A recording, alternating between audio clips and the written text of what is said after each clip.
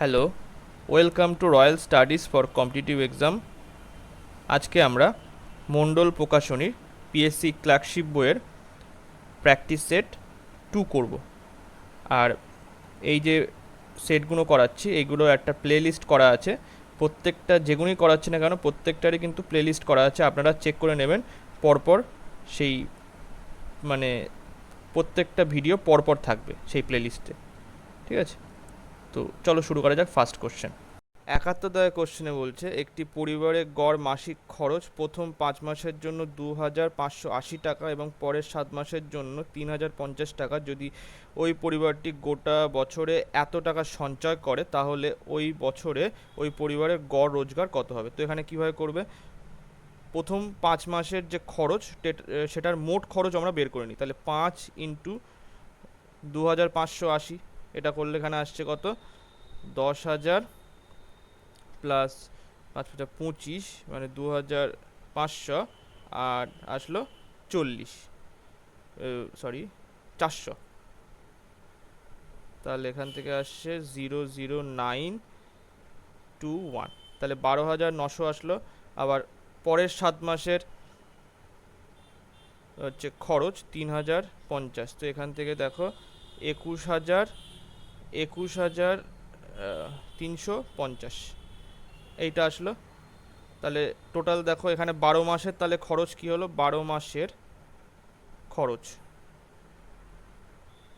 এটা যোগ করো, এটা যোগ করলে এখানে 05243, তাহলে 34,250 হচ্ছে 12 মাসের খরচ। তাহলে তার সঙ্গে যদি আমরা এবার এই গোটা বছরের সঞ্চয়টা যোগ করি, তাহলে এখানে দেখো কী আছে, 2470, তাহলে 02, এখানে 7, আর এটা আসলো 63, তো এইটা আসলো। এটা হচ্ছে 12 মাসের ইনকাম, 12 মাসের আয়। তাহলে গড় আয় কত হবে, তাহলে 36720/12 করলে এখান থেকে আসবে 3×3=36, ঠিক আছে? তাহলে শূন্য দুটো সংখ্যা নামবে, 72 আসলে এখানে কত হবে, 6×12, তাহলে 3060 টাকা। এ দাগের অ্যান্সার সঠিক হবে। নেক্সট, 72 কোশ্চেনে বলছে 6 বছরের জন্য একটি মূলধনের ওপর প্রাপ্ত সরল সুদের পরিমাণ, এখানে কিন্তু সরল সুদ বলেছে, সরল সুদের পরিমাণ 29,250 টাকা। প্রথম 2 বছরের জন্য সুদের হার বার্ষিক 7%, আর এবং পরবর্তী 4 বছরের জন্য বার্ষিক 16%। মূলধনে মূলধনের পরিমাণ কত, এটা বের করতে হবে। তো দেখো এখানে 6 বছরে সুদ পেয়েছে, বা ইন্টারেস্ট, সুদ যেটা হচ্ছে ইন্টারেস্ট পেয়েছে কত, 29,250 টাকা। আচ্ছা, এখানে বলে দিয়েছে 2 বছরে বার্ষিক সুদের হার 7%, তাহলে মোট 2 বছরে মোট সুদের হার কত হবে, এখানে আসবে হচ্ছে 2 বছর ইন্টু 7%, এটা তাহলে 14% এখান থেকে আসলো। আচ্ছা, 4 বছরে মোট সুদের হার কত হবে, এখান থেকে আমি লিখি 4 × বার্ষিক 16% হচ্ছে, প্রতি বছর 16% করে সুদ দিচ্ছে, তো এখানে আমি গুণ করে দিলে আসছে হচ্ছে 64%। তাহলে 6 বছরে মোট সুদের হার তাহলে কত আসলো, 64% প্লাস 14%, তাহলে এখান থেকে আসলো 78%। আচ্ছা, এই 78% হচ্ছে 6 বছরে সুদের হার। তো 78% সমতুল্য আমি লিখতে পারি কিন্তু 29,250, এইটা লেখা যায়, ঠিক আছে? তো আমাদের বের করতে হবে মূলধন, তাহলে মূলধন সবসময় কত হয়, 100% হয়। তাহলে এখান থেকে আমাদের এইটা বের করতে হবে, তাহলে 250 × 100। এবার 78 দিয়ে ডাইরেক্টলি কেটে দেওয়া যায়, তাহলে 3 দিয়ে যদি 78কে আমি গুণ করি, তাহলে এখানে 21 3 24, তাহলে আসছে হচ্ছে, আচ্ছা একটু আমি এটা মুছে দিচ্ছি, হ্যাঁ এই জায়গাটা না মুছলে করা যাবে না।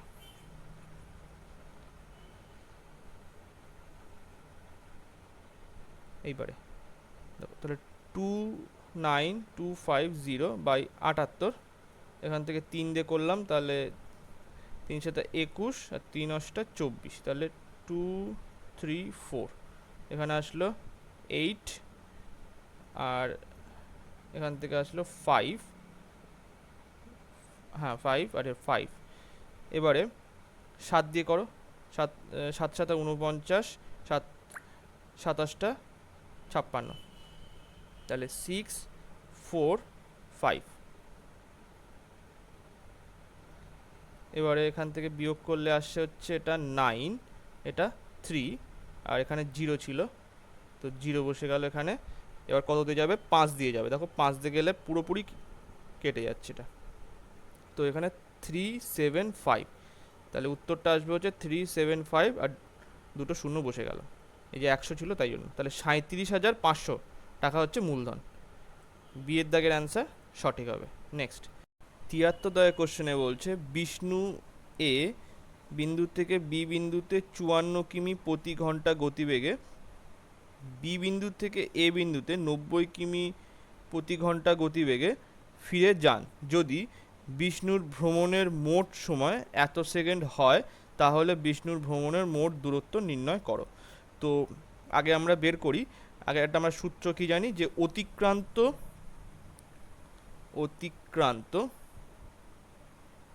দূরত্বর সূত্র কি? 2 ইন্টু x1 ইন্টু x2 আর x1 প্লাস x2 আর সময় মানে t। তো এখানে বলছে যে বিষ্ণু এ বিন্দু থেকে বি বিন্দুতে গেল, আবার এইদিকে গেল, আবার ফিরে আসলো বি বিন্দু থেকে এ বিন্দুতে, তাহলে যাওয়ার সময় 54 কিমি পার আওয়ার হচ্ছে স্পিড, আর আসার সময় স্পিড হচ্ছে 90 কিমি পার আওয়ার। তো এখানে x1 হচ্ছে 54 ধরলাম, আর x2কে ধরলাম হচ্ছে 90 কিমি পার আওয়ার, আর এখানে টি হচ্ছে 1600 সেকেন্ড, আর সেকেন্ডকে যদি আওয়ারে কনভার্ট করতে হয় তাহলে 1600 সেকেন্ড বাই 3600, তো এখান থেকে আসছে 16/36, তার মানে 4 দিয়ে কাটলে এরপরে 4 আর নিচে 9 আসলো, 4/9। তো এখান থেকে আবার এটা, তো এখানে দেখো এবারে যদি আমি লিখি, এটা কিন্তু অতিক্রান্ত দূরত্ব, মানে গিয়ে আবার ফিরে আসে, মানে টোটাল যেটা দূরত্ব, যাওয়ার সময় যে দূরত্ব আর আসার সময় যে দূরত্ব সেটা তো সেম, তাহলে এটা ডবল আসবে, ঠিক আছে। তো পরে যে উত্তরটা আসবে তাকে আবার 2 দিয়ে ভাগ করতে হবে। তো এখানে একেবারে আমি এই 2টা যদি মুছে দিই সেক্ষেত্রেও কিন্তু হয়ে যাবে, তো থাক আমি সূত্র অনুযায়ী করছি, ঠিক আছে। তো এখানে 54 ইন্টু এখানে আসলো 90 বাই এখানে আসলো 54 প্লাস এটা 90, আর এটা আসলো হচ্ছে 4/9। তো এটাকে আমি মুছে দিচ্ছি।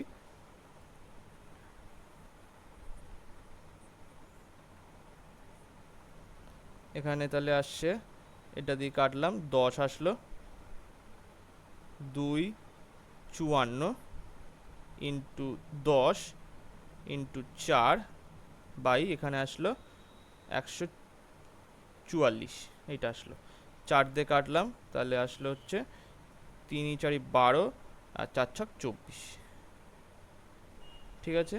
এবার এটা যদি আমি কেটে দিই, 9 দিয়ে কাটলাম, 6 নং 54, এখানে আসলো হচ্ছে 4 আসলো, ঠিক আছে। এবার উপরে তাহলে কত আসলো, এখানে 6 2 12, তাহলে 120/4 এইটা আসলো। এবার তো যদি 4 দিয়ে আমি কেটে দিই, তো এখানে কত আসবে, 30 আসলো। তাহলে গিয়েছে আবার ফিরে এসছে, টোটাল তাহলে এই রাস্তাটা হচ্ছে 30, কিন্তু যদি 30কে যদি আমি 2 দিয়ে ভাগ করি তাহলে অরিজিনাল যে দূরত্ব এ থেকে বি বিন্দুতে সেইটা পেয়ে যাব, সেটা হচ্ছে কত 15 কিমি। তো এখানে ডি এর দাগের অ্যান্সার সঠিক হবে। নেক্সট, এবারে 74 দাগের কোশ্চেনে বলছে 5টি সংখ্যার গড় হচ্ছে 74 এবং তাদের যে কোনো 3টি সংখ্যার গড় 30 হলে বাকি দুটি সংখ্যার গড় নির্ণয় করো। তো 5টি সংখ্যার গড় এখানে বলে দিয়েছে 24, তাহলে 24 × 5 যদি করি এখানে হচ্ছে 120 আসলো। তার থেকে 3টি সংখ্যার গড় বলে দিয়েছে 30, তাহলে 90 চলে আসলো হচ্ছে 3টি সংখ্যার গড়।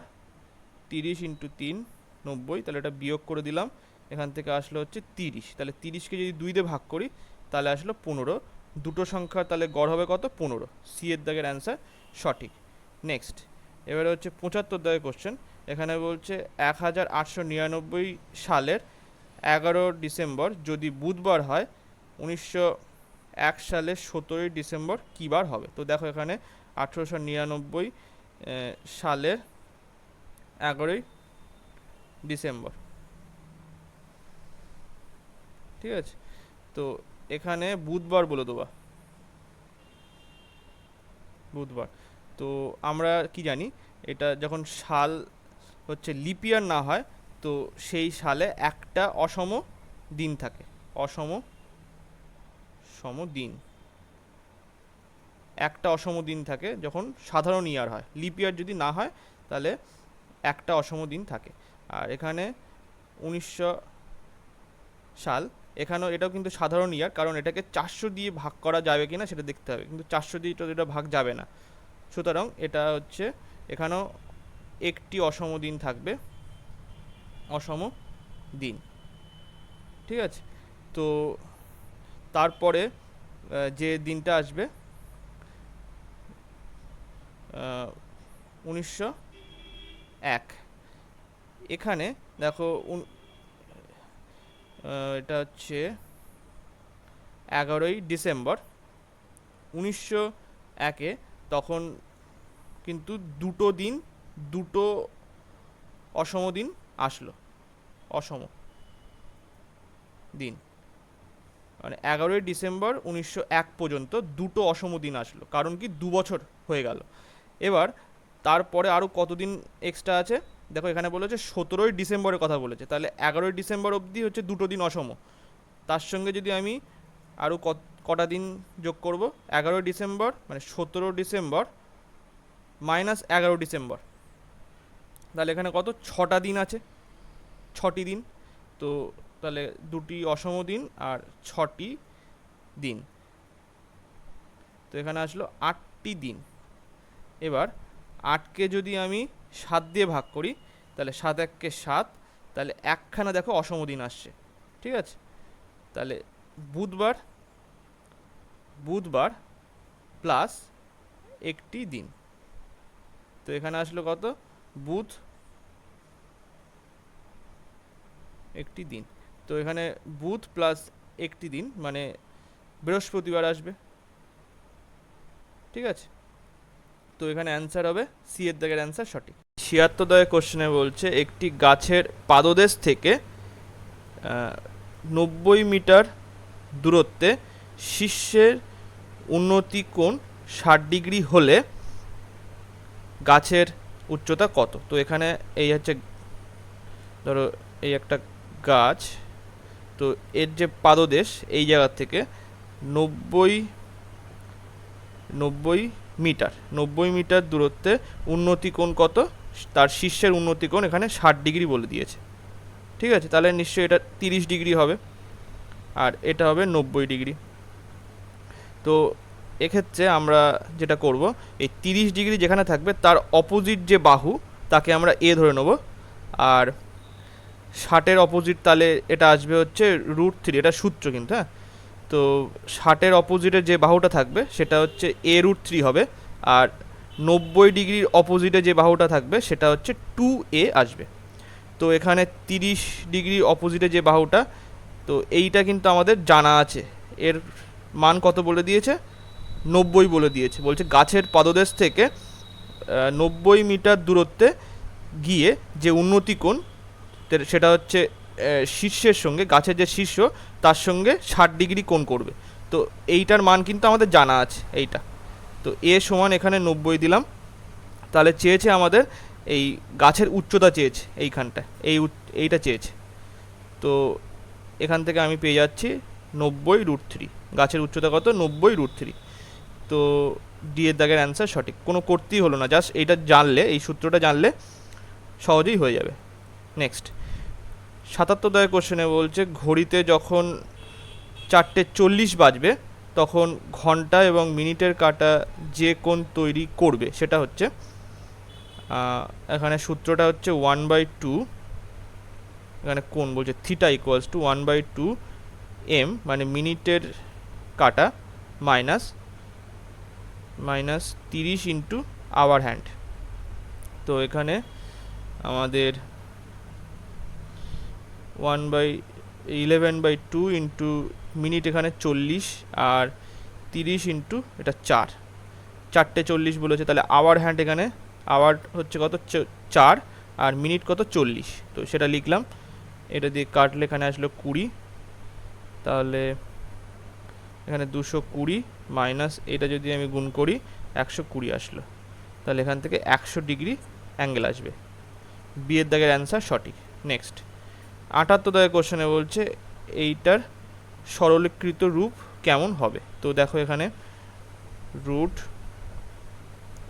এটা হচ্ছে 65/100 তার স্কোয়ার মাইনাস এটা আসবে হচ্ছে 0.16/100।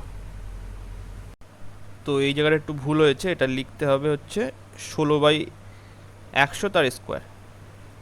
16/100, 0.16 ছিল তাই জন্য 16/100 করলাম, তার হোল স্কোয়ার দিয়ে দিলাম। এবার কি হবে দেখো, রুট তো থাকবেই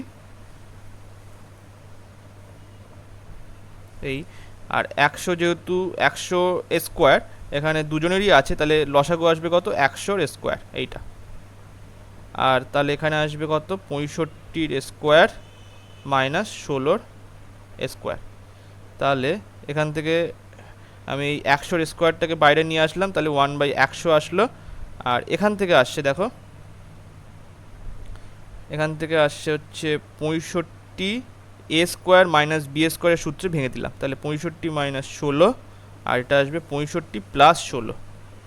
তো এখান থেকে কি আসছে দেখো 1/100, এটা আসবে হচ্ছে 49, এটা বিয়োগ করলে 49 আসবে, আর এটা আসছে হচ্ছে 81।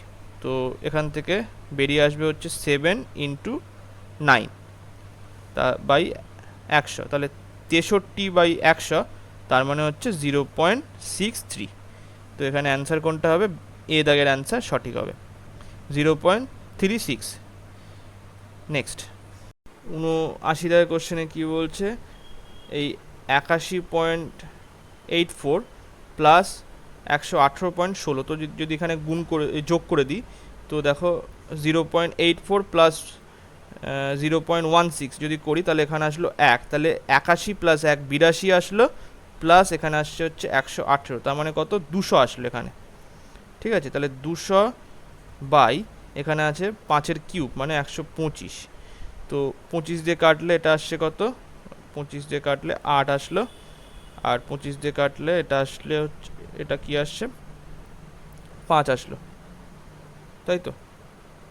হ্যাঁ ঠিক আছে। তো এইটা equals to 1.2 into 2 plus x. তো দেখো এবারে কি আসছে, 8 ইকুয়ালস টু, এই যে 5 দিয়ে যদি আমি গুণ করে দিই তাহলে এখানে 10, তার মানে 12 আসলো, প্লাস 5x, আর এইটা যদি এদিকে চলে যায় তাহলে 5x ইকুয়ালস টু 4 মাইনাস 4 আসলো। তো এক্স কত আসছে -4/5, তো এখান থেকে কত হবে 4, তাহলে 0 আসলো, 5 8 40, তাহলে -0.8 হবে উত্তর। তো বি এর দাগের অ্যান্সার এখানে সঠিক। নেক্সট এবারে 80 দাগের কোশ্চেনে কি বলছে, নিচের কোন সমীকরণের দুটি এক্স এর স্থানে কি বসবে। এখানে যে দুটি এক্স আছে তার স্থানে কি বসবে। তাহলে এটা সরাসরি আমি গুণ করে দিলাম, তাহলে এক্স স্কোয়ার আসলো, আর এখান থেকে আসছে হচ্ছে √625 ইন্টু √81। তাহলে √625 মানে এখানে 25 আসলো, আর এটা 9। তারপর এক্স ইকুয়ালস টু, তাহলে এটার আবার রুট আসবে, এখান থেকে আসছে 5 ইন্টু 3 মানে 15।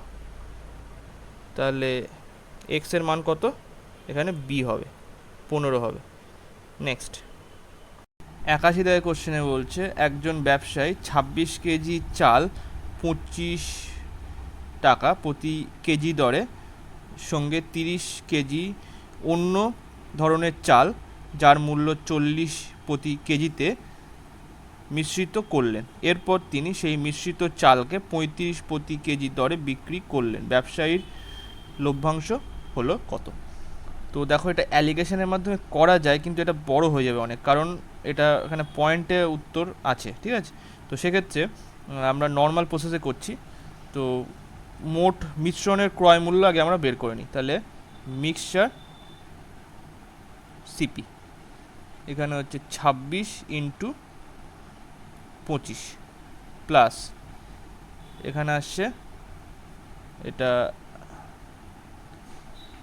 মানে 30 ইন্টু 40।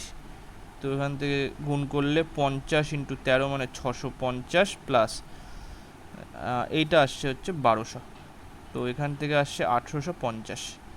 এটা হচ্ছে মিক্সচারের সিপি আসলো, ঠিক আছে।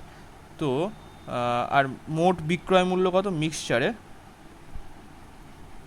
এসপি কত আসছে, এখানে দেখো 35 প্রতি কেজি দরে বিক্রি করছে। তাহলে টোটাল এখানে কত কেজি আছে, 26 কেজি, আর এখানে আসে 30 কেজি, তাহলে 56 কেজি ইন্টু এখানে 35 দিয়ে গুণ করতে হবে। তো এখানে যদি আমি 2 বের করে যদি এখানে গুণ করে দিই, তাহলে 70 ইন্টু এটা আছে কত 28, ঠিক আছে। তাহলে 140 আর 27টা 56, তাহলে 196 এইটা। তাহলে 1960 এটা আসলো। তাহলে সিপি এইটা আর এসপি এইটা। তাহলে এখানে আমরা লাভটা পেয়ে যাব, লাভের পার্সেন্টেজ। তাহলে এখানে কত, এটা 110 বাই কস্ট প্রাইসের উপর সবসময় বিচার হবে এইটা, আর এখানে 100, এইটা কেটে গেল। এখানে আসছে 1100। আচ্ছা, 5 দিয়ে কাটা যায় কিনা দেখো, অবশ্যই যাবে। 5 দিয়ে কাটা গেলে এটা আসবে হচ্ছে 3 5 15, 5 7 35। এটা 5 দিয়ে কাটলাম, তাহলে আসলো 20। তাহলে 220 বাই 37। তাহলে 5 দিয়ে করো 150 আর 35, তাহলে 185 আসলো। তাহলে 5 আর এখানে আসলো 3, পয়েন্ট দিয়ে 0 আনলাম, তাহলে দেখো 9 দিয়ে যাচ্ছে 270, আর 7 নং 63। তাহলে 3 12 13, 3 হাতে 1 আর 3 আসলো। এখানে আসবে কত 7 হাতে 1, এখানে 1, পয়েন্ট দিয়ে 0, তাহলে আর কত যাবে, এখানে দেখো 4 দিয়ে করলে কি আসবে 21, আবার মনে হচ্ছে আরেকবার যাবে। তাহলে 5 দিয়ে করো, তাহলে এটা আসবে হচ্ছে 150 আর 35। হ্যাঁ, না 4 দিয়ে চলে যাচ্ছে, ঠিক আছে। তো এইটা আসবে 5.94%। বি এর দাগের অ্যান্সার সঠিক হবে। নেক্সট চলো 82 দাগ। এখানে বলছে রাহুল এবং রবি বয়সের অনুপাত হচ্ছে 3:4। 6 বছর পরে তাদের বয়সের নতুন অনুপাত কত, 4:5। তাহলে রাহুল HUL আর রবি, ঠিক আছে। তো এটা বর্তমান প্রেজেন্ট, আর 6 বছর পরে 6 ইয়ার লেটার এইটা আসলো। তো এখানে দেখো এদের গ্যাপ কিন্তু 6 বছর, তাহলে সেই লড়াই কনসেপ্টের মাধ্যমে 3 × 5 = 15 আর 4 × 4 = 16, তাহলে 16 - 15, তাহলে এখানে আসলো 1 1 সমতুল্য আমরা লিখতে পারি। এখানে এদের ডিফারেন্স কত? 1 × 6, তাহলে 1 সমতুল্য 6 আসলো। তাহলে বর্তমানে রবির বয়স কত? তো আমাদের বেস যে অনুপাত সেটা হচ্ছে এইটা। তো প্রথমে হচ্ছে 16, সরি 3 × 6 = 18 হচ্ছে এটা রাহুল প্রেজেন্ট ইয়ার, আর রবি প্রেজেন্ট ইয়ার এসিএনটি হচ্ছে এখানে কত? 4 × 6 = 24। তো কার চেয়েছে? রবির চেয়েছে। অ্যান্সার হবে ডি এর দাগের অ্যান্সার সঠিক। নেক্সট 83 দাগের কোশ্চেনে বলছে কোন ক্ষুদ্রতম সংখ্যাকে এত দ্বারা গুণ করলে একটি পূর্ণ ঘন সংখ্যা পাওয়া যায়? কোন ক্ষুদ্রতম সংখ্যাকে এত দ্বারা গুণ করলে? তো এখানে পুরোটা উৎপাদকে বিশ্লেষণ করো। 5 দিয়ে করলাম, 5 × 1 = 5, 3 × 5 = 15, আর 5 × 5 = 25, আবার 5 দিয়ে যাবে, 5 × 1 = 5, সরি 5 × 2 = 10, 5 × 7 = 35, তাহলে এবার 3 9। আচ্ছা, তো দেখো এখানে দেখো 3 কিন্তু 3টে আছে, তো 5 যদি গুণ করি এই 675-এর সাথে, তাহলে পূর্ণ ঘন চলে আসবে। তো এখানে বি এর দাগের অ্যান্সার সঠিক হবে। নেক্সট 84 দাগের কোশ্চেনে বলছে প্রভাত 12 দিনে 1/2 অংশ কাজ করে। তাহলে প্রভাত 1/2 অংশ করে 12 দিনে, আর সন্তোষ বাকি কাজটি 6 দিনে শেষ করে দেয়। তাহলে সন্তোষ, তাহলে বাকি কাজ কত? 1/2 অংশ করে 6 দিনে। তারা কত দিনে তারা একসঙ্গে কাজ করে কাজটি শেষ করতে পারবে? তো এখানে ভালো করে লক্ষ্য করে দেখো, এইখানে কিন্তু প্রভাতের এক অংশ করতে সময় লাগছে হচ্ছে 24 দিন, তাই তো? 1/2 অংশ করতে যেহেতু 12 দিন সময় লাগছে, তাহলে সম্পূর্ণ কাজটা করতে ওর একার যদি সম্পূর্ণ কাজটা করতে হয় তাহলে ওর 24 দিন সময় লাগবে, ঠিক আছে? আর এখানে দেখো যদি সন্তোষ 1/2 অংশ করে 6 দিনে, তাহলে সম্পূর্ণ কাজটা সে 12 দিনে কমপ্লিট করে দেবে, ঠিক আছে? তাহলে এখানে যদি আমি অনুপাত হিসেবে করি, তাহলে 2:1, এটা টাইম, কাজ সেম কিন্তু টাইম ডিফারেন্ট। তাহলে কি এখানে এফিসিয়েন্সি কিন্তু চেঞ্জ হয়ে যাবে, ব্যস্তানুপাতিক সম্পর্ক হবে টাইমের সাথে। তো 1:2 আসলো এফিসিয়েন্সি। তাহলে এখানে আমাদের টোটাল কাজটা বের করতে হবে, তাই তো? তাহলে 24 দিনে প্রভাত সম্পূর্ণ কাজ করে আর তার এফিসিয়েন্সি কত? 1। তাহলে টোটাল ওয়ার্ক আমরা পেয়ে গেলাম কত? টোটাল ওয়ার্ক প্রভাত 24 দিনে সম্পূর্ণ কাজটা করতে পারে আর তার এফিসিয়েন্সি কত? 1। তাহলে এখান থেকে আমরা টোটাল কাজ পেয়ে গেলাম কত? 24। এটা সন্তোষের ক্ষেত্রে করলেও সেম হতো, কারণ সন্তোষের যে এফিসিয়েন্সি সেটা 2, আর সে কাজ করছে কত দিনে? 12 দিনে কাজটা কমপ্লিট করে দেয় সম্পূর্ণ কাজটা। তাহলে টোটাল কাজ হবে 12 × 4 এই 2, তাহলে 24 হবে। তো টোটাল কাজ 24 আসলো। 24 বাই তারা যদি একসঙ্গে করে তাহলে এফিসিয়েন্সি যোগ হয়ে যাবে, তাহলে 2 আর 1 যোগ করলে 3 আসলো। তাহলে 8 দিনে তারা দুজনে মিলে কাজ কমপ্লিট করে দেবে। সি এর দাগের অ্যান্সার সঠিক হবে। নেক্সট 85 দাগের কোশ্চেনে বলছে দুটি সংখ্যা এত এত এবং তাদের লসাগু এত হলে তাদের গসাগু নির্ণয় করো। তাহলে দেখো সংখ্যা দুটি বলে দেওয়া আছে, তাহলে আমাদের সূত্র কি জানা আছে? দুটি সংখ্যার গুণফল ইকুয়ালস টু লসাগু ইন্টু গসাগু। তাহলে 130 ইন্টু 364 ইকুয়ালস টু, এখানে লসাগু বলে দেওয়া আছে কত? 1820 ইন্টু এক্স। তো এইটা দিয়ে এইটা কেটে গেল। আচ্ছা, এবারে দেখো 2 দিয়ে কাটো, এটা 2 দিয়ে কাটলে এখানে আসছে কত? 9 1। তো এখানে 2 দিয়ে কাটলে এটা আসবে 2 1 কে 2, 8 2 16 আর 2। এবার কত দিয়ে যাবে? এটা 7 13 91, ঠিক আছে? তো 7x ইকুয়ালস টু 182 আসলো।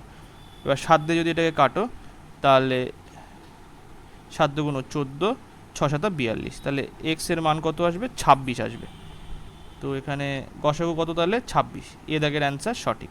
নেক্সট 86 দাগের কোশ্চেনে বলছে এইটা আমাদের মান বলে দেওয়া, তো এইটা আমাদের বের করতে হবে। তো এইটার যে মান কিভাবে বের করব দেখো, ফার্স্ট আমরা এখান থেকে একটা ইকুয়েশান বের করে নিই। তাহলে x plus 1/x equals to 6 বলে দেওয়া আছে। তো যদি এটা গুণ করে দিই, x square plus 1 equals two 6x, just এই অবধি রেখে দাও, আর কিছু করার দরকার নেই। এবার এইটা লেখো, 2x by 3x square minus 4x plus 3। তো এখান থেকে আমি এইভাবে লিখতে পারি 2x, দেখো এইটা এইটা এখানে 3 কিন্তু কমন যাবে, তাহলে 3 কমন নিয়ে নিলাম, এক্স স্কোয়ার এটা প্লাস 1 মাইনাস 4x, আর এখানে আসলো উপরে 2x 3 into x square plus 1। তো এক্স স্কোয়ার প্লাস 1 এখানে দেখো মান কিন্তু আছে 6x, তাহলে 6x বসিয়ে দিলাম মাইনাস 4x। তো এখানে আসছে হচ্ছে 2x 18 মাইনাস 4x, তো এখানে 18x আসবে। তো x নিচেও x আছে, ওপরেও x আছে, কেটে যাবে, তাহলে 2 এখানে আসলো 16, তাহলে 1/16 না, সরি ভুল হলো, এটা 14 হবে। ঠিক আছে, 18 মাইনাস 4, তাহলে 14 আসলো, আর নিচে তাহলে এখানে আসবে 7, 1/7। সি এর দাগের অ্যান্সার সঠিক হবে। ঠিক আছে, 1/7 উত্তর আসবে। নেক্সট চলো 87 দাগের কোশ্চেনে বলছে একটি 2 অঙ্কের সংখ্যার যোগফল হলো 10। 2 অঙ্কের সংখ্যার যোগফল হলো 10। দুটি যদি সংখ্যাটির সঙ্গে 18 যোগ করা হয় তাহলে অঙ্কগুলির স্থান পরিবর্তন করে সংখ্যাটি কত নির্ণয় করো। তাহলে দেখো এখানেও 10, এদের দুটো যোগ করলে 10, এটা তো হবেই না, আগে কাটা দিয়ে দাও, আর এটাও হবে না, কারণ এদের দুটো যোগ করলে 10 আসছে না, তাহলে এটা চেক করতে হবে। তাহলে 46-এর সঙ্গে যদি 18 যোগ করি তাহলে কি আসে দেখো, এখানে 4 6, তাহলে হ্যাঁ 64, ঠিক আছে, তাহলে এটা হওয়া উচিত, হয়ে যাবে, এটাই উত্তর হওয়া উচিত। তাও একবার চেক করে নিই এইটা। 37-এর সঙ্গে যদি 18 যোগ করি তাহলে কি আসবে, 5 হচ্ছে না, এটা তো প্রথমেই বাদ চলে গেল, তাহলে 7 আর 8 যোগ করলে তো 15 আছে, মানে 5 হাতে 1, তাহলে এখানে আসবে 55। তো কখনোই আসছে না, অপোজিট মানে সংখ্যাগুলো পাল্টে যাচ্ছে না, তাহলে এটা তো হবেই না, উত্তর হবে এ দাগের অ্যান্সার সঠিক হবে।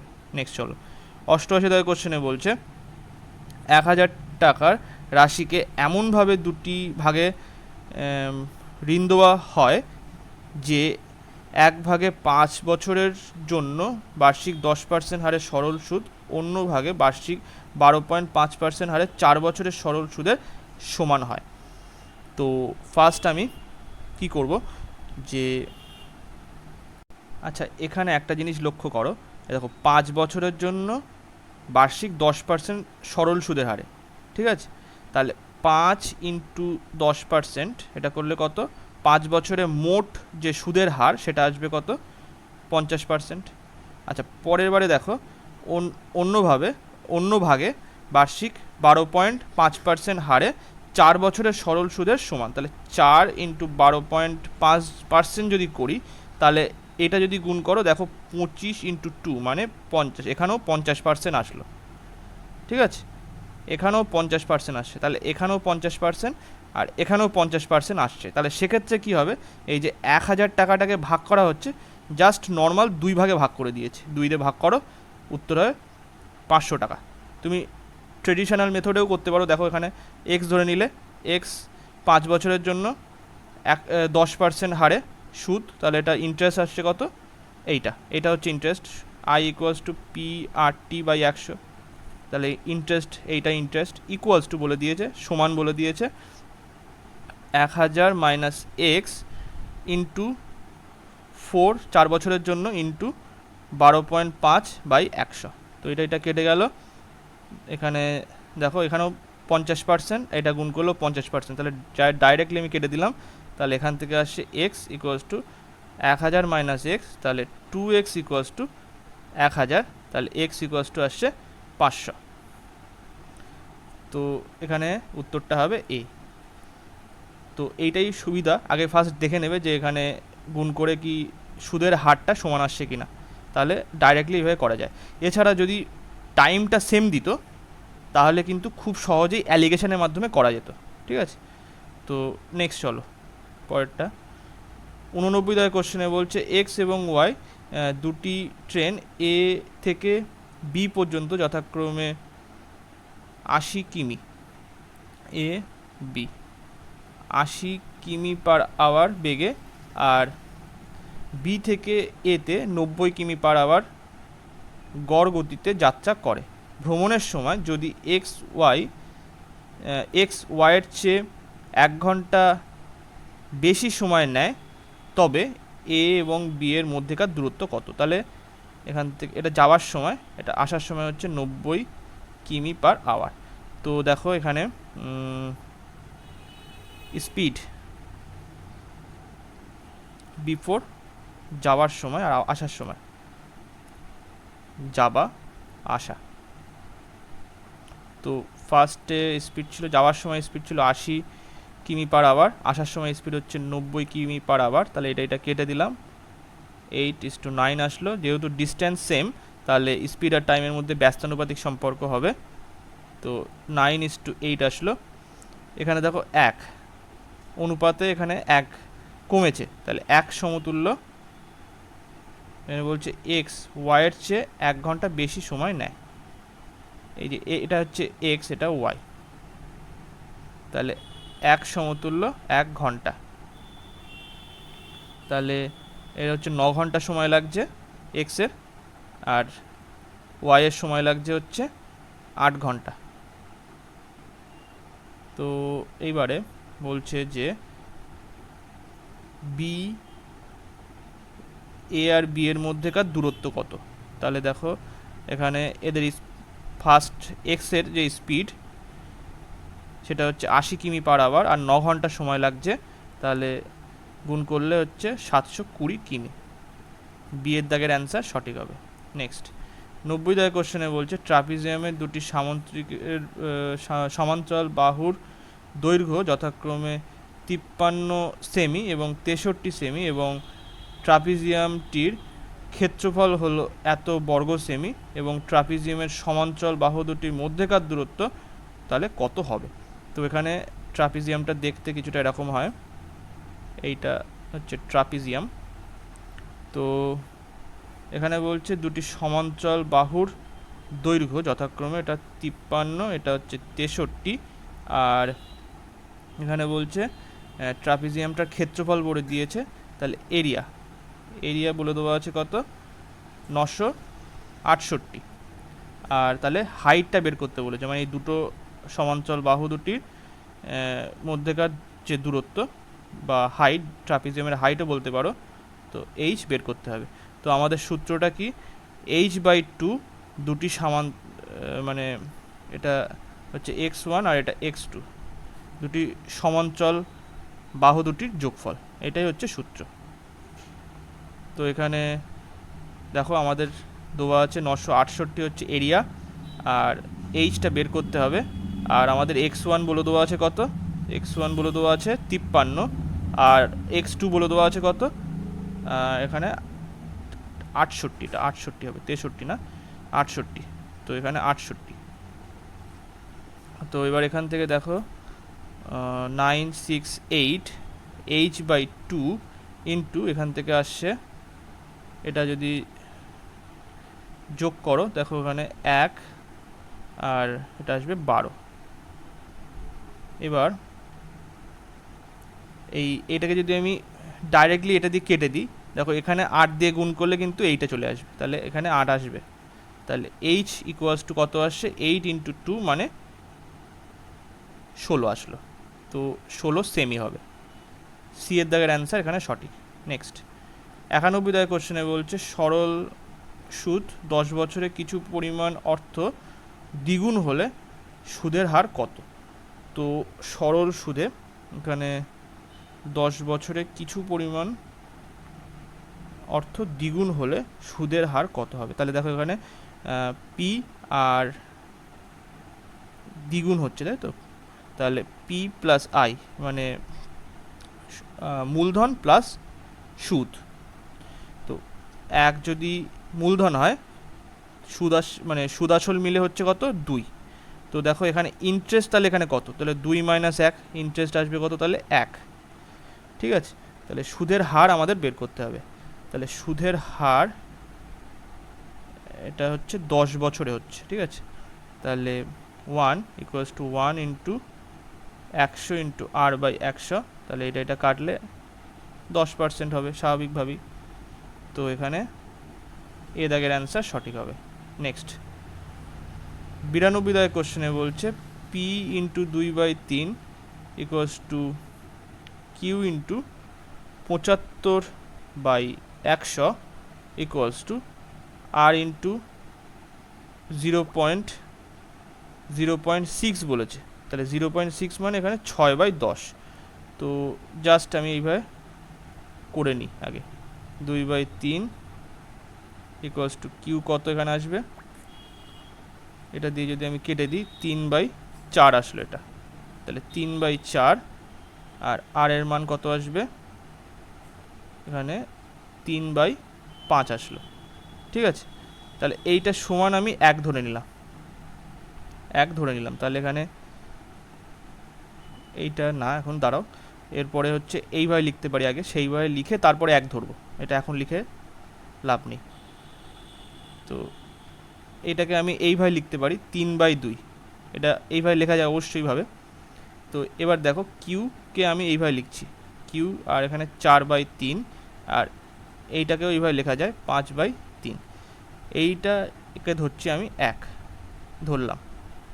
তো পি এর ক্ষেত্রে এইটা আসবে p is to q is to r, এখানে 3/2। কিউ এর এখানে আসবে তাহলে কত? 4/3, আর আর এর ক্ষেত্রে আসবে হচ্ছে 5/3।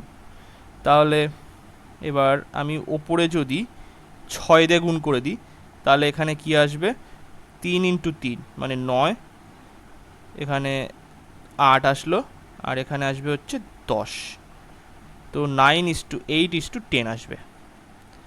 তো সি এর দাগের অ্যান্সার এখানে সঠিক হবে। নেক্সট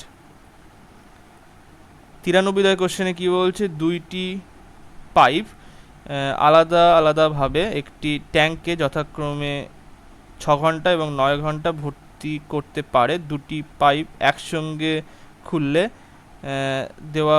খুলে দেওয়া হলো, কিন্তু ট্যাঙ্কের নিচে থাকা দরুন তা ভরতে 54 মিনিট বেশি সময় লাগলো।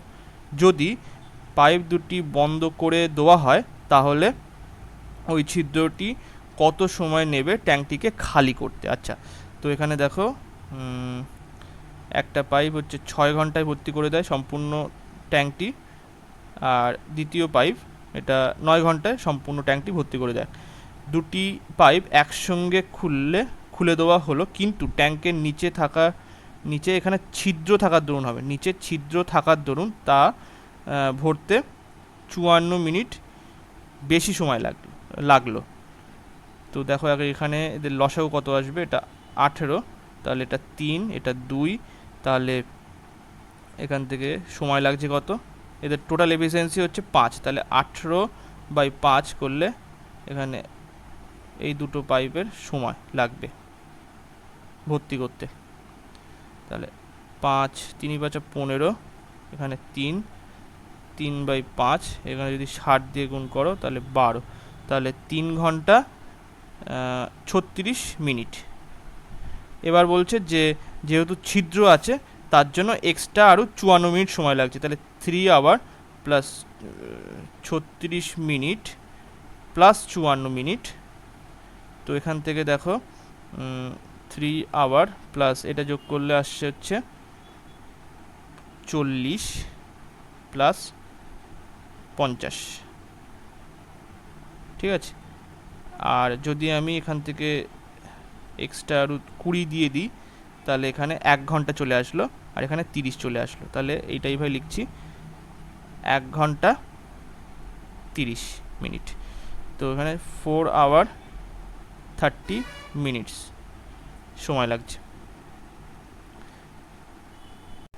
তাহলে কি ব্যাপারটা হলো, তাহলে দেখো এখানে এত সময় লাগছে কখন, এত সময় লাগছে কখন, যখন হচ্ছে এই এই দুটো পাইপ খোলা ছিল আর তার সঙ্গে নিচে একটা ছিদ্র ছিল, ঠিক আছে, ছিদ্রকে আমি এই 3 নম্বর পাইপ হিসেবে ডিনোট করলাম। তাহলে এইগুলো হচ্ছে ইনলেট পাইপ আর এটা হচ্ছে আউটলেট পাইপ, ঠিক আছে, এই যে এইটা আউটলেট পাইপ,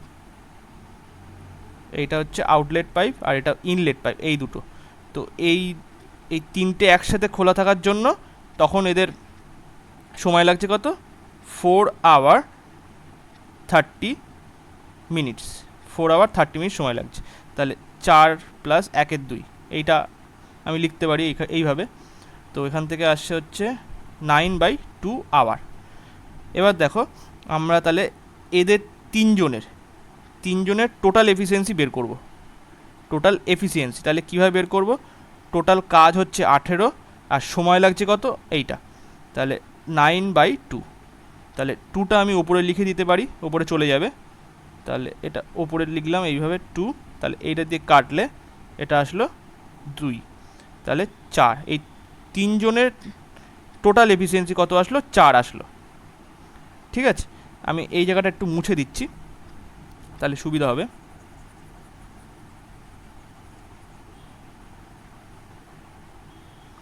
তাহলে এই যে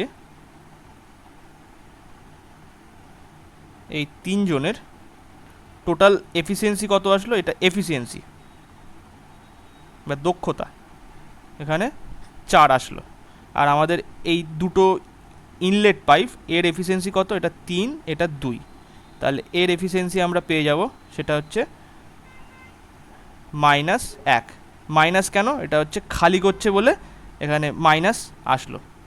তো দেখো এখানে বলছে যদি একা মানে সম্পূর্ণ ট্যাঙ্কটি খালি করতে ওই ছিদ্রটি কত সময় লাগবে, তাহলে 8 হচ্ছে টোটাল ট্যাঙ্কটির ক্যাপাসিটি বাই এফিসিয়েন্সি কত, 1, ওই ছিদ্রটির এফিসিয়েন্সি কত, 1, তাহলে করলে এখানে আসলো 18/1 করলে এখানে আসছে 18 আওয়ার সময় লাগবে। তো ডি এর দাগের এখানে অ্যান্সার সঠিক হবে।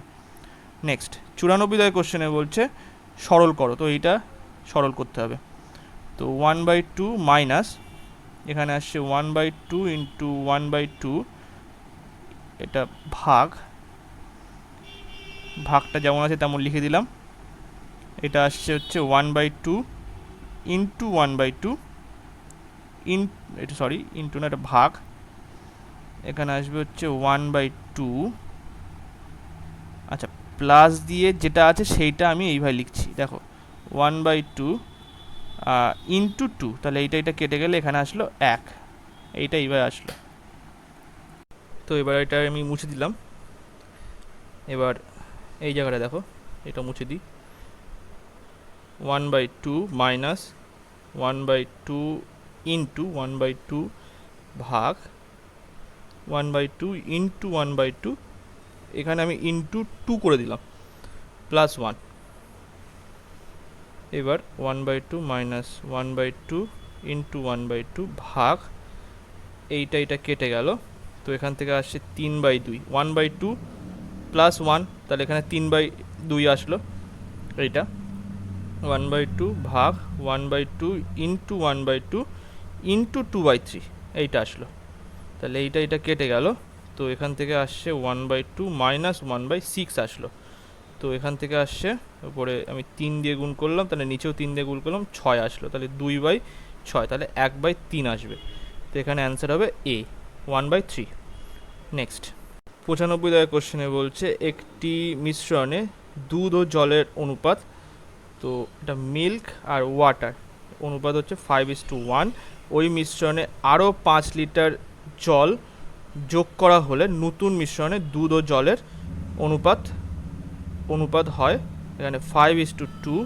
তো নতুন মিশ্রণে দুধের পরিমাণ কত, দুধের পরিমাণ হচ্ছে সেখানে বের করতে হবে আমাদের। তো এখানে দেখো আরও 5 লিটার জল মেশানো হয়েছে, তাহলে যেহেতু জল মেশানো হয়েছে তাহলে মিল্কের যে অনুপাত সেটা চেঞ্জ হওয়ার কথা না, তো সেটাই হয়েছে, এখানে চেঞ্জ হয়নি। তো ওয়াটারের এই জায়গাটা চেঞ্জ হওয়ার কথা, এখানে কত চেঞ্জ হয়েছে, এক অনুপাত চেঞ্জ হয়েছে। আর এটা কার জন্য চেঞ্জ হয়েছে, এই 5 লিটার জল যোগ করা হয়েছে তার জন্য। তাহলে 1 অনুপাত সমতুল্য 5 লিটার জল। তো এখান থেকে আমরা 1 অনুপাতের মানটা পেয়ে গেছি। তাহলে এখান থেকে আমরা কি পেয়ে যাব, 1 অনুপাত সমতুল্য 5 লিটার, তাহলে 5 অনুপাত সমতুল্য 25 লিটার দুধ আছে, আর এখানে 5 লিটার ওয়াটার আছে। তো নতুন মিশ্রণে দুধের পরিমাণ হচ্ছে, তো সেমই থাকবে, দুধের পরিমাণ এখানে 25 লিটারই থাকবে, কারণ কি এখানে দুধ মেশানো হয়নি, এটা জল মেশানো হয়েছে। তো বিয়ের দাগের এখানে অ্যান্সার সঠিক হবে। নেক্সট দাগের কোশ্চেনে বলছে এইটা 96 দাগের কোশ্চেনে বলছে sine theta equals to cos theta. তো এখানে থিটার মান কত সেটা বের করতে বলেছে। তাহলে এখানে আমি এইভাবে লিখতে পারি, sine theta by cos theta, মানে কস থিটা এই দিকে ভাগ করে দিলাম, তাহলে এখানে 1 আসলো। তাহলে এইটা আমরা কি লিখতে পারি, ট্যান থিটা। আচ্ছা, ট্যান থিটা ইকুয়ালস টু 1, আর এই 1 সমতুল্য আমরা কি সমান লিখতে পারি, কি ট্যান 45 ডিগ্রি। তাহলে ট্যান এদিকে উঠে গেলে থিটা ইকুয়ালস টু আসলো, মানে থিটার জায়গায় এখানে কত আছে, 45, তো থিটা সমতুল্য 45 ডিগ্রি। তো সি এর দাগের অ্যান্সার সঠিক হবে। 97 দাগের কোশ্চেনে বলছে একটি ব্যক্তি 1500 টাকায় একটি পুরনো সাইকেল কিনেছেন, তিনি এর মেরামতের জন্য এত টাকা খরচ করেন এবং এত টাকায় বিক্রি করেন, তার ক্ষতির শতকরা নির্ণয় করো। তো এত টাকায় একটি পুরনো সাইকেল কিনেছে আর মেরামত করেছে এত টাকায়, তাহলে তার টোটাল খরচ কত হয়েছে, টোটাল খরচ সেটা হচ্ছে কত, 1500 প্লাস 500, তাহলে টোটাল হচ্ছে 2000 খরচ হয়েছে। আচ্ছা, সে বিক্রি করেছে 1800 টাকায়, তাহলে তার লস হচ্ছে কত, 200 টাকা লস হচ্ছে। এটা বিক্রি মানে যে তার যে ক্রয় মূল্য সব কিছু মেরামত করে তার ক্রয় মূল্য দাঁড়িয়েছে হচ্ছে 2000, তাহলে সেই 2000-এর উপরে হিসেব হবে। তো এখান থেকে এটা কেটে গেল, এটা দিয়ে এটা কেটে দিলাম, তাহলে এখান থেকে আসছে কত, 10, তাহলে 10% তার ক্ষতি হয়েছে। তো এ দাগের অ্যান্সার সঠিক হবে। নেক্সট 98 দাগের কোশ্চেনে বলছে যদি 80 টাকা 10 বছর পরে এত টাকায় পরিণত হয়, 800 টাকা 10 বছর পরে এত টাকায় পরিণত হয়, তাহলে বার্ষিক সরল সুদের শতকরা হার নির্ণয় করো।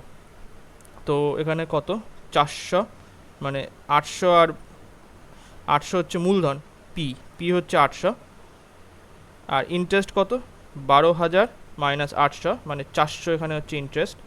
তো 400 ইকুয়ালস টু আমরা কি লিখতে পারি, 800 ইন্টু 10 বাই 100, আর সুদের হার ধরলাম 8।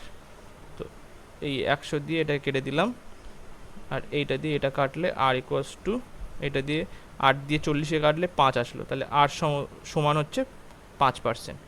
তো এ দাগের অ্যান্সার সঠিক হবে। তো 98-এর অ্যান্সার কত, 5%।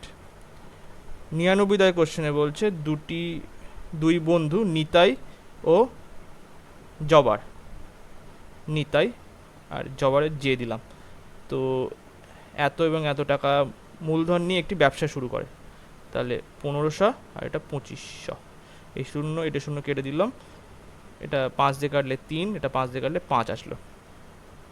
এবারে বলছে ব্যবসা করলো 1 বৎসরে, ব্যবসাতে এত টাকা লাভ হলে লভ্যাংশ থেকে কে কত টাকা পাবে।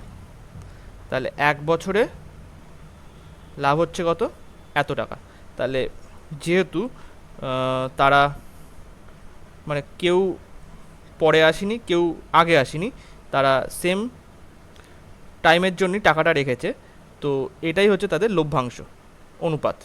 তো 3 প্লাস 5 যোগ করলে 8 আসলো, 8 সমতুল্য এখানে আসছে 1680, এটা দিয়ে কাটলাম, তাহলে 2 1 0, 1 সমতুল্য আসছে 210, তাহলে লভ্যাংশ থেকে কে কত টাকা পাবে। তো 3 সমতুল্য এখানে পাচ্ছি 630, আর 5 সমতুল্য এখানে পাচ্ছি কত, 210 ইন্টু 5 করলে 1050 টাকা। তো 630 আর 1050, ডি এর দাগের অ্যান্সার সঠিক হবে। নেক্সট, তো এই সেটের লাস্ট কোশ্চেন, 100 দাগের কোশ্চেনে বলছে কি, কয়লার দাম 25% বৃদ্ধি পেয়েছে। কোনো পরিবার যদি কয়লার জন্য মাসিক খরচ অপরিবর্তিত রাখতে চায় তবে কয়লা ব্যবহারের পরিমাণ শতকরা কত হারে কমাতে হবে। তো এটা কিভাবে করবে, 25% বৃদ্ধি পেয়েছে, তাহলে 25% মানে কত, 1/4, তাহলে বিফোর আফটার। তো এখানে প্রাইস বৃদ্ধি পেয়েছে, প্রাইস, তাহলে আগে ছিল 4 টাকা যদি ধরি, তাহলে এখন হয়েছে 5 টাকা। তাহলে এখানে খরচ অপরিবর্তিত রাখতে চাইছে, তাহলে কি কোয়ান্টিটি কমাতে হবে, কোয়ান্টিটি, ঠিক আছে। তো কোয়ান্টিটি এখানে প্রাইসের সঙ্গে কোয়ান্টিটি ব্যস্তানুপাতিক সম্পর্ক হবে, তাহলে 5:4 আসলো। এবার কত কমাতে হবে সেটা দেখে নাও, তাহলে 1 কোথা থেকে কমাতে হবে, আগে যা খরচ করছিল তার থেকে কমাতে হবে, তাহলে আগে 5, 1/5, এখানে -1, তাহলে 1/5 ইন্টু 100 মানে 20%, 20% কমাতে হবে। তো 25% থাকা মানে ডাইরেক্টলি বলে দেওয়া যায় 20% কম হবে। তো আজকে এই পর্যন্তই। ভিডিওটা ভালো লাগলে লাইক, কমেন্ট এবং শেয়ার করবেন। Thank you.